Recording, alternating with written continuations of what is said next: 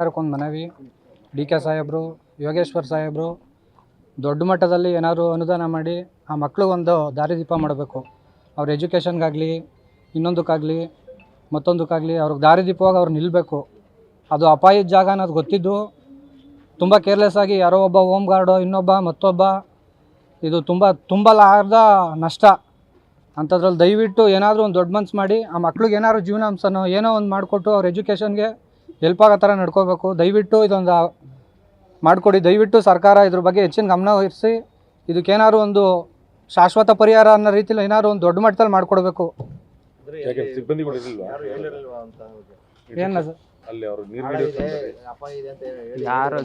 ಇಲ್ಲ ಸಿಬ್ಬಂದಿಗಳು ಯಾರೋ ಹೋಮ್ ಗಾರ್ಡ್ಗಳು ಎಲ್ಲೋ ಅಂತ ಇರ್ತಾರೆ. ಅವರು ಯಾರು ಅಷ್ಟು ಕ್ಲೀನಾಗಿ ಯಾರು ಕೆಲಸ ನಿರ್ವಹಿಸಲ್ಲ. ಈಗ ಸುಮ್ಮನೆ ಇವ್ರ ಮೇಲೆ ಜವಾಬ್ದಾರಿನ ಹೊತ್ತಾಕ್ತಾರೆ ಅಷ್ಟೇ, ನಾವು ಹೇಳ್ದೋ ಬಿಟ್ಟು ಅಂತ. ಇದು ಬೇಜವಾಬ್ದಾರಿ ಆಗಬಾರ್ದು.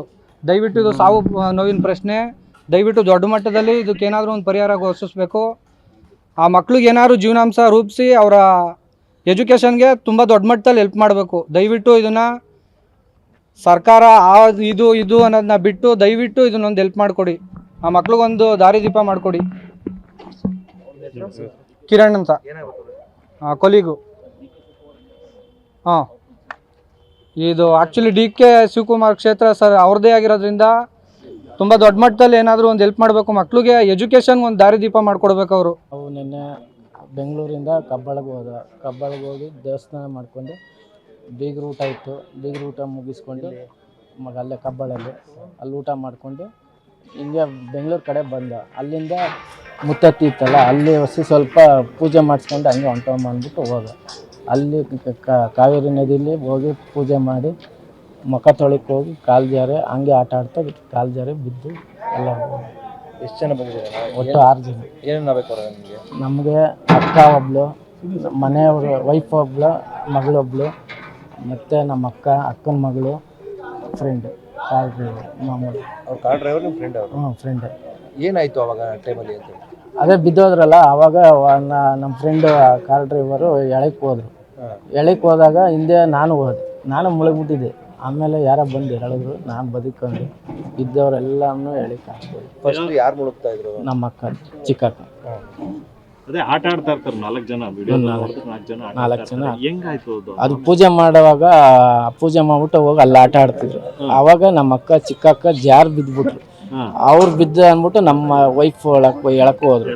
ಅವರು ಇವರಿಬ್ರು ಎಳ್ಕೋಕ್ ಹೋದ್ರಲ್ಲ. ಆಮೇಲೆ ಇವ್ರಿಗೆ ಆಗಿಲ್ಲ. ಆಮೇಲೆ ನಮ್ಮ ಫ್ರೆಂಡ್ ಇದ್ರಲ್ಲ ಮಹೇಶ್ ಹೋಗು ಅಂದ್ಬಿಟ್ಟು ಹೋದ. ಆವಾಗ ಮಹೇಶ್ ಹೋದ, ಅವನ ಕೈಲೂ ಆಗ್ದೋಯ್ತು. ಆಮೇಲೆ ಪಾಪನ ಹಿಡ್ಕೊಂಡೆ ಇದ್ದ. ಆಮೇಲೆ ನಾನು ಪಾಪ ಕೈಲಿ ಮೊಬೈಲು ಎಲ್ಲ ಕೊಟ್ಬಿಟ್ಟು ನಾನು ಹೋದೆ.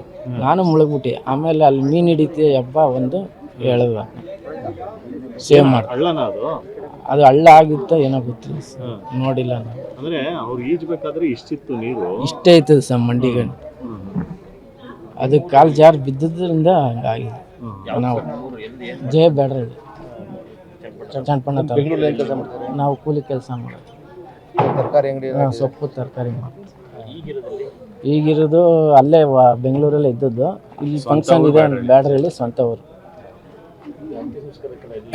ಇಲ್ಲ ಬ್ಯಾಡ್ರಿಯಲ್ಲಿ ಜಗ್ಗಾಪುರ ಬ್ಯಾಡ್ರಿ. ಇಲ್ಲ ಕದ್ದೂರಲ್ಲಿ ಒಂದು, ಅಣಿಗೆರೆಯಲ್ಲಿ ಒಂದು, ಬ್ಯಾಡ್ರಲ್ಲಿ 2, ಬೆಂಗಳೂರು ಒಂದು, ಬೆಂಗಳೂರಲ್ಲಿ ಫ್ರೆಂಡ್ ಒಂದು, ಕದ್ಲೂರು ನಮ್ಮ ಅಕ್ಕನ ಮಗಳು ಆಣಿಗೆರೆ ಬಂದು, ನಮ್ಮ ವೈಫು ಮಗಳು ಜಯ ಬ್ಯಾಡ್ರಿ. ಶ್ವೇತಾ ಚೈತ್ರ ನನ್ನ ಮಗಳು, ಶ್ವೇತಾ ನಮ್ಮ ವೈಫ್. ನಿಮ್ಮ ಮಗಳು ಏನ್ ಮಾಡ್ತಿದ್ಲು? ಓದ್ತಾ ಇದ್ಲು, BCom 2nd year, Vasavi college. ಎಷ್ಟು ಜನ ಮಕ್ಕಳು ನಿಮಗೆ? ಇಬ್ರು ಹೆಣ್ಮಕ್ಳು. ಮಂಡ್ಯ ಜಿಲ್ಲೆ ಮಳವಳ್ಳಿ ತಾಲೂಕಿನ ಮುತ್ತತ್ತಿ ಗ್ರಾಮದಲ್ಲಿರ್ತಕ್ಕಂಥ ಕಾವೇರಿ ಜಲಾನಯನ ಪ್ರದೇಶ ಏನಿದೆ, ಆ ಪ್ರದೇಶದಲ್ಲಿ ನಿನ್ನೆ ನೀರಿಗಿಳಿದಂಥ ಸಂದರ್ಭದಲ್ಲಿ 5 ಜನ ಮೃತಪಟ್ಟಿರ್ತಾರೆ. ಇದು ಭಾಳ ವಿಷಾದದ ಸಂಗತಿ ಮತ್ತು ನೋವಿನ ಸಂಗತಿಯೂ ಕೂಡ ಹೌದು. ನಾನು ಪ್ರಾಥಮಿಕವಾಗಿ ವರದಿಯನ್ನು ಪಡೆದುಕೊಂಡಂಥ ಪ್ರಕಾರ ನಿನ್ನೆ ಸರಿಸುಮಾರು 4:15 ಕಾವೇರಿ ಜಲಾನಯನದ ಒಂದು ನದಿ ತೀರದಲ್ಲಿ ಅವರು ನೀರಿಗೆ ಇಳಿದು ಫೋಟೋವನ್ನು ತೆಗೆದುಕೊಳ್ಳಿಕ್ಕೆ ಹೋದಂಥ ಸಂದರ್ಭದಲ್ಲಿ ಒಂದು ಅಚಾತುರ್ಯವಾಗಿ ಘಟನೆ ನಡೆದಿರತಕ್ಕಂಥದ್ದು. ಒಬ್ಬರು ಕೆಳಗಡೆ ಬಿದ್ದ ತಕ್ಷಣ ಇನ್ನೊಬ್ಬರು ಕೂಡ ಅವ್ರನ್ನ ಉಳಿಸ್ಲಿಕ್ಕೆ ಪ್ರಯತ್ನ ಪಟ್ಟಿದ್ದಾರೆ. ಅವರು ಬಿದ್ದ ತಕ್ಷಣ ಇನ್ನೊಬ್ಬರು ಕೂಡ ಅವರು ಉಳಿಸ್ಲಿಕ್ಕೆ ಪ್ರಯತ್ನ ಪಟ್ಟಿದ್ದಾರೆ. ಆ ಒಂದು ಕುಟುಂಬದ ಭಾವನಾತ್ಮಕವಾದಂಥ ಸಂಕೇತವಾಗಿರೋದ್ರಿಂದ ಅವರು ರಕ್ಷಣೆ ಮಾಡಬೇಕು ಅನ್ನುವಂಥ ಒಂದು ಇದರಲ್ಲಿ ಹೋಗಿ ಜೀವವನ್ನು ಕಳ್ಕೊಂಡಿದ್ದಾರೆ. ಇದು ಭಾಳ ನೋವಿನ ಸಂಗತಿ. ಅವರ ಕುಟುಂಬಸ್ಥರಿಗೂ ಕೂಡ ಇವಾಗಲೇ ನಾವು ಸಾಂತ್ವನವನ್ನು ಹೇಳಿದ್ದೀವಿ. ನಾವೇನೇ ಸಾಂತ್ವನವನ್ನು ಕೂಡ ಹೇಳಿದರೂ ಕೂಡ ಜೀವ ಹೋದ ನಂತರ ಮತ್ತೆ ಮರಳಿ ಪಡೀಲಿಕ್ಕೆ ಸಾಧ್ಯ ಇಲ್ಲ. ಅದು ಆಗಬಾರ್ದಾಗಿತ್ತು. ಅಹಿತಕರವಾದಂಥ ಘಟನೆಗೆ ವಿಷಾದವನ್ನು ವ್ಯಕ್ತಪಡಿಸ್ತೇನೆ. ನಮ್ಮ ಮುತ್ತತ್ತಿ ಭಾಗದಲ್ಲಿ ಈ ಥರ ಪದೇ ಪದೇ ಪ್ರಕರಣಗಳು ಕೂಡ ಮರುಕಳಿಸ್ತಾ ಇದೆ. ನಾವೀಗಾಗಲೇ ಸುಮಾರು ಕಳೆದ 2 ವರ್ಷಗಳ ಹಿಂದೆ ಈ ಥರ ವರ್ಷಕ್ಕೆ ಸುಮಾರು 4ರಿಂದ 5 ಪ್ರಕರಣಗಳು ಆಗ್ತಾಯಿದೆ. ಈ ಕಳೆದ ವರ್ಷವೂ ಕೂಡ 4 ಆಗಿತ್ತು, ಅದರ ಹಿಂದಿನ ವರ್ಷವೂ ಕೂಡ 5 ಆಗಿತ್ತು. ನಾನು ಕಳೆದ ಒಂದು 5 ವರ್ಷದ ಡೇಟಾವನ್ನು ತೆಗೆದುಕೊಂಡಿದ್ದೇನೆ ಪೊಲೀಸ್ ಇಲಾಖೆಯಿಂದ. ಸರಾಸರಿ 5ರಿಂದ 6 ಜನ ಅದೇ ಸ್ಥಳದಲ್ಲಿ ಮೃತಪಟ್ಟಿರ್ತಾರೆ. ಅದಾದ ನಂತರ ನಾವು ಮತ್ತು ಪೊಲೀಸ್ ಇಲಾಖೆಯವರು ಮಾತನಾಡಿ ಒಂದು ಸಭೆಯನ್ನು ಕೂಡ ಮಾಡಿ ಈ ಹಿಂದೆ ಈಗಾಗಲೇ ಅಲ್ಲಿ ಸೈನ್ ಬೋರ್ಡ್ಗಳನ್ನು ಕೂಡ ಹಾಕಿದ್ದೇವೆ.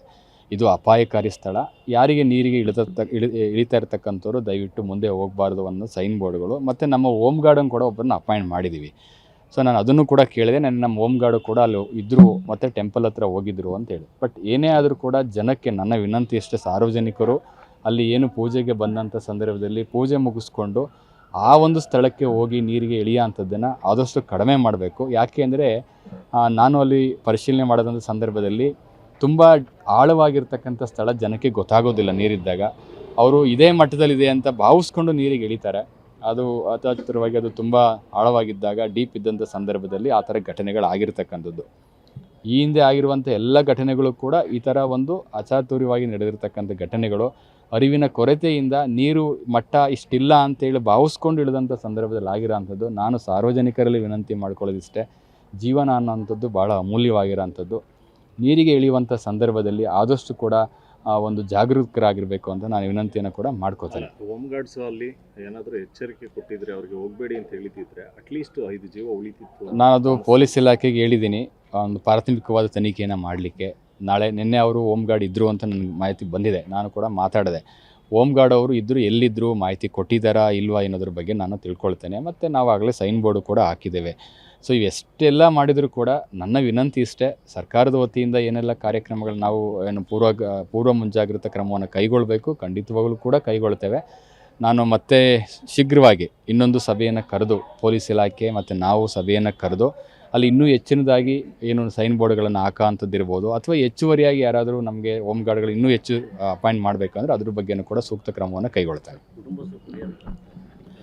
ಸರ್ಕಾರಕ್ಕೆ ವರದಿಯನ್ನು ನೆನ್ನೆ ಸಲ್ಲಿಸಿದ್ದೇವೆ, ಮಾಹಿತಿಯನ್ನು ಕೊಟ್ಟಿದ್ದೇವೆ. ಸರ್ಕಾರದಿಂದ ವರದಿಗೆ ಉತ್ತರ ಬರುತ್ತೆ ನೋಡಿಕೊಂಡು ಅವ್ರ ಕುಟುಂಬಸ್ಥರಿಗೆ ನಾವು ತಿಳಿಸ್ತೇವೆ. ಸೊ ಈ ಘಟನೆ ಆಗಿರೋದ್ರಿಂದ ನಿನ್ನೆ SP ಅವರು ಕೂಡ ಅಲ್ಲಿಗೆ ಭೇಟಿ ಕೊಟ್ಟಿದ್ದಾರೆ. ಜಿಲ್ಲಾಧಿಕಾರಿಯಾಗಿ ನಾನು ಕೂಡ ಭೇಟಿ ಕೊಟ್ಟು ಕುಟುಂಬದವರಿಗೆ ಸಾಂತ್ವನವನ್ನು ಕೂಡ ಹೇಳಿದ್ದೇವೆ. ಸೊ ಸಾರ್ವಜನಿಕರಲ್ಲಿ ವಿನಂತಿಯನ್ನು ಮಾಡ್ಕೊಳ್ತೇನೆ, ನೀರಿನ ಅಪಾಯಕಾರಿ ಸ್ಥಳದಲ್ಲಿ ಇಳಿಬಾರದು ಅಂತ. ಮತ್ತು ಈ ಕುಟುಂಬದವರು ಕೂಡ ಸಾಂತ್ವನವನ್ನು ಕೂಡ ಹೇಳ್ತೇನೆ.